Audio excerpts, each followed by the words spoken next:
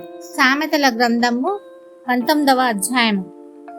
బుద్ధిహీనుడై తన పెదవులతో మూర్ఖముగా మాటలాడువాని కంటే యథార్థముగా ప్రవర్తించు దరిద్రుడే శ్రేష్ఠుడు. ఒకడు తెలివి లేకుండుట మంచిది కాదు, తొందరపడి నడుచువాడు దారి తప్పిపోవును.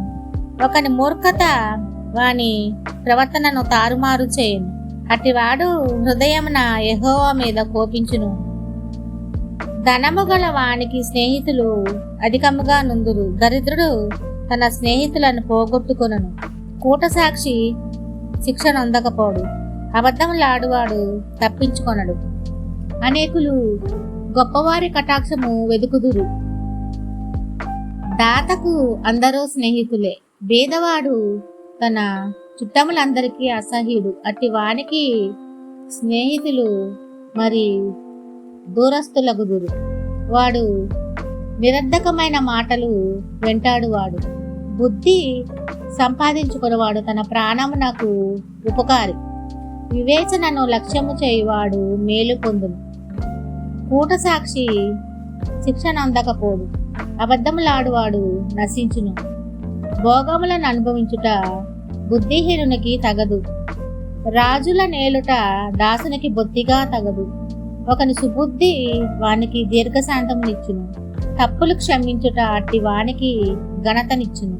రాజు కోపము సింహగర్జన వంటిది, అతని కటాక్షము గడ్డి మీద కురియు మంచు వంటిది. బుద్ధిహీనుడగు కుమారుడు తన తండ్రికి చేటు తెచ్చును. భార్యతోటి పోరు ఎడతెగక పడుచుండు బిందువులతో సమానం. గృహమును విత్తమును పితరులిచ్చిన స్వాస్థము. సుబుద్ధి గల భార్య యెహోవా యొక్క దానము. సోమరితనము గాఢ నిద్రలో కడవేయును. సోమరివాడు పస్తుపడియుండు, ఆజ్ఞను గైకొనువాడు తన్ను కాపాడుకొనువాడు. తన ప్రవర్తన విషయమే అజాగ్రత్తగా నుండువాడు చచ్చును. బీదలను కనికరించువాడు యెహోవాకు అప్పించువాడు, కానీ ఉపకారం నాకు ఆయన ప్రత్యుపకారము చేయును.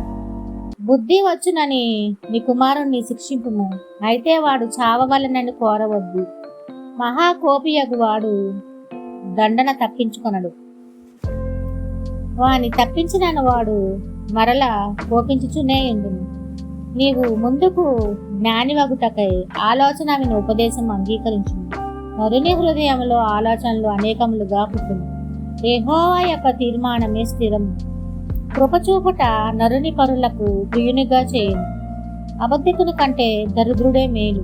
యెహోవా యందు భయభక్తులు కలిగి ఉండుట జీవ సాధనము, అది కలిగిన వాడు తృప్తుడై అపాయం లేకుండా బ్రతుకును.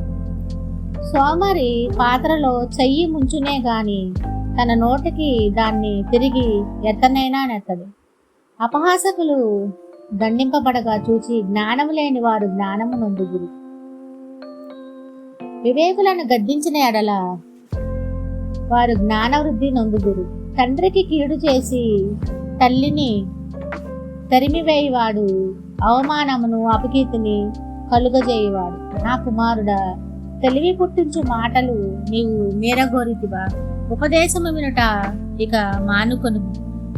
వ్యర్థుడైన సాక్షి న్యాయము అపహసించును, భక్తిహీనుల నోరు దోషమును జుర్రుకొనును. అపహాసకులకు తీర్పులను, బుద్ధిహీనుల వీపులకు దెబ్బలను నియమింపబడినవి. ఆమేన్.